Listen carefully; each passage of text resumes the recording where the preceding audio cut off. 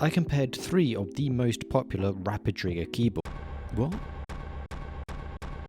Alright, you win. I talked to DrunkDeer and they sent one out to me. So we are going to see if this keyboard is as good as people say it is. I rate keyboards on 4 important factors, and now the DrunkDeer A75 will also be tested under that incredibly strict criteria. And after I've put it through its paces, I'll tell you how it compares with the previous rapid trigger keyboards I reviewed and the current best, the Wooting 60HE. However, this is a 75% layout and the others were 60%, so there will be some things that won't be fair to directly compare them with, but there is one very important section where I can. One thing I look at is build quality. As gaming keyboards can cost a lot of money, you want one that is well made, has repairability, and will last a long time. So just like the previous lot, I took this one apart. But immediately it wasn't looking great for the A75. Taking this keyboard apart was not easy. First, DrunkDeer recommends not taking this keyboard apart, as it might mess up the precision of the magnets in the pre-lubed ratio switches, even though they sell an aluminium case where you have to take the keyboard apart to put it in. I did it anyway and it was very hard. There's no screws attaching the casing together, it's all connected with clips and standoffs on the bottom of the case. Despite the lack of screws though, it feels really sturdy and well supported. But it felt like I really had to wrestle to get this thing open. I used a plastic pry bar, which is now unusable, but if you buy the aluminium case you do get a metal one included. The casing of the keyboard is lightweight but also feels pretty cheap. There's quite a bit of bend to it. I was a bit worried I would break the case when having to pry it open. There is some dampening foam inside it at the bottom which is incredibly thin. It's closer to a veil to be honest. The only screws that are in this keyboard are the ones connecting the PCB and the top plate. Hello. With some higher quality dampening foam included in between them. I'll provide a sound check later and it's actually quite surprising. The build quality on the A75 is a bit mixed. It does have this cheap look and feel to it, but all that goes away once you start typing on it. So I think DrunkDeer have done really well optimizing what they have. And it does add to the fantastic price. I do think that having a case that is screwed together though would have been a lot better. I just did not enjoy taking this thing apart. And this becomes more important in the next section, because this is where the design of the keyboard really trips up. What I look at is how easy the keyboard is to clean and maintain. Now, why is this important? People don't play video games in a sterile environment. They may have pets that shed hair, or they might enjoy a packet of Doritos or even 8 whilst they play games. Or every so often they might escape from their depressive state that they find themselves in day after day, but they get a glimpse into the degeneracy that they have created around them. And they decide that enough is enough, and today is the day that they're going to change. So they start with their desk and their gaming keyboard, hoping that it would give them the second wind that they need in their life to better themselves as a person. If I could imagine what a person like that would be thinking.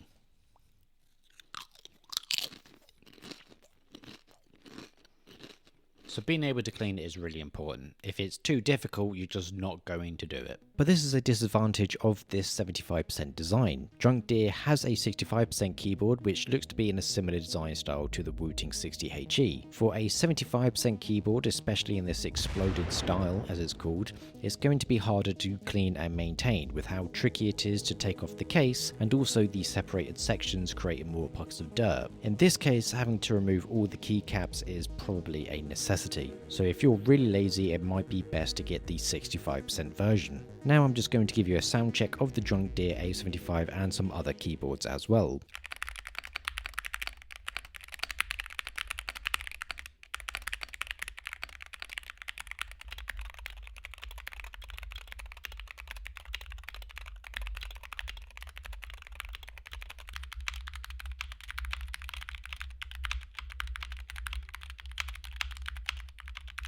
I'm not sure what you think, but I personally think the DrunkDeer sounds great. All of these keyboards are stock as well. Typing on this feels pretty nice. As I mentioned, these are pre-lubed linear switches and they feel very smooth. In fact, they feel a lot smoother than the Wooting 60HE switches, which had a bit of scratchiness to them. DrunkDeer has done a really great job with the typing feel and the sound of the board. But now we get to the real make or break section and the area where I can make fair comparisons. This is the part where the Wooting 60HE really stood out and the other gaming keyboards were heavily let down by the restrictive software. At the moment, the DrunkDeer keyboards do not have some of the cooler features that featured on the other keyboards, such as being able to have 2 actions from 1 key press, despite them mentioning it in a blog post. It does have everyone's favourite feature, which is rapid trigger. For those that don't know, it means that once a key press is activated, you can then repress that key and trigger it again immediately upon a slight release. With the online software, you can change that reset point as well, so if you want a bit of leeway before it's activated again, you can adjust it. I did have an issue here. Turning on the rapid trigger did nothing. What should be happening is that as soon as I release and repress the key, it should be firing. I had to set the sensitivity of the up and down stroke to be at least 0.1mm before it actually worked.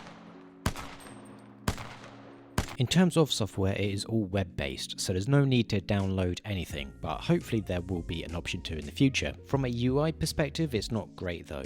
There's just numbers everywhere and it makes it difficult to get a look at what keys have actually been changed. And the highlighting part is rather unclear as well, as it just puts dots on the edges of the keys that you've selected. Because of the missing features and lackluster UI, the software experience in general isn't that much better than the Razer or SteelSeries keyboards in comparison. But as an overall gaming keyboard, it is far better than both of them. However, once again, the Wooting 60HE is a superior product. The software functionality and experience is just a lot better and it has more features. I'll give you an example. The DrunkDeer doesn't have multiple onboard memory profiles, so what you set in terms of rapid trigger, different actuation points, etc. will stay on until you go into the software and swap the profiles manually. With my Wooting 60HE, I press FN and enter and it swaps between my typing profile and the one I use for Apex Legends. And when you have a load of different actuation levels for different keys, it's important to have that fast functionality swap. This isn't to say that a DrunkDeer A75 is bad. I'm comparing it to the best gaming keyboard I think you can get. The 60HE has created a high standard and not everyone is going to match that standard. But there is a lot of potential for DrunkDeer. For one thing, it has a better typing experience compared to the 60HE, so it only needs a few adjustments for it to become even better, and each improvement they make brings it closer to the 60HE. When I've been playing with it, it's been great. The rapid trigger is responsive, and once I got my preferred actuation point set up, it was really comfortable to use. The smoother switches on this also contributes to it feeling nicer to play with as well when compared to the Wooting 60HE. And I do like the sound. It's strange, but when I played Dota 2 with it and was playing a micro-intensive hero, I could hear the slight clacking through my headphones and it made me feel like I was some cracked StarCraft 2 pro with insane micro.